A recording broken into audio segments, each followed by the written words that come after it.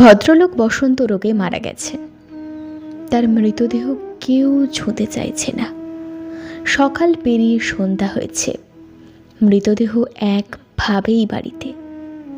সৎকার করার লোকই খুঁজে পাওয়া যাচ্ছে না, ছুঁতেই চাইছে না কেউ।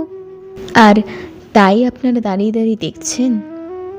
এত ভয়, এত কুসংস্কার।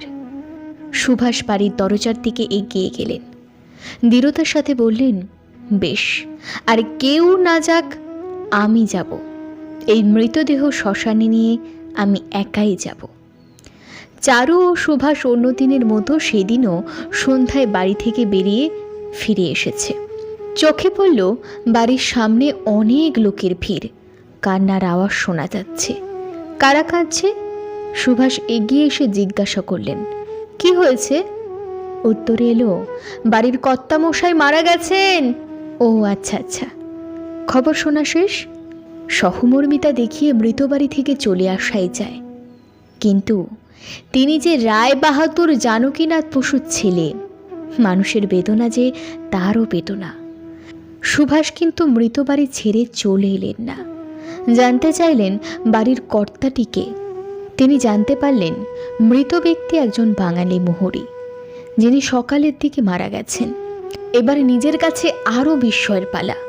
সকালে একজন মারা গেলেন, এখনও কেন তাকে শ্মশানে নিয়ে যাওয়া হয়নি? কান্না তো সেই কারণেই, মৃত ব্যক্তির জন্য যত না কান্না, তার থেকে বেশি কান্না মৃতদেহ সৎকার হচ্ছে না সেই জন্য। বসন্ত রোগে ভুগে বাঙালি মোহরি মারা গেছেন সকালে। সকাল গড়িয়ে সন্ধ্যা হলো, তার সৎকার হয়নি। মৃতদেহ কেউই ছুঁতে চাইছে না। সুভাষ এগিয়ে এলেন বাড়ির দরজার দিকে, বললেন, কেউ যদি শ্মশানে না যায়, সে একাই মৃতদেহ কাঁধে নিয়ে শ্মশানে যাবে। হারু সুভাষের মুখে এই কথা শুনে হতভম্ব।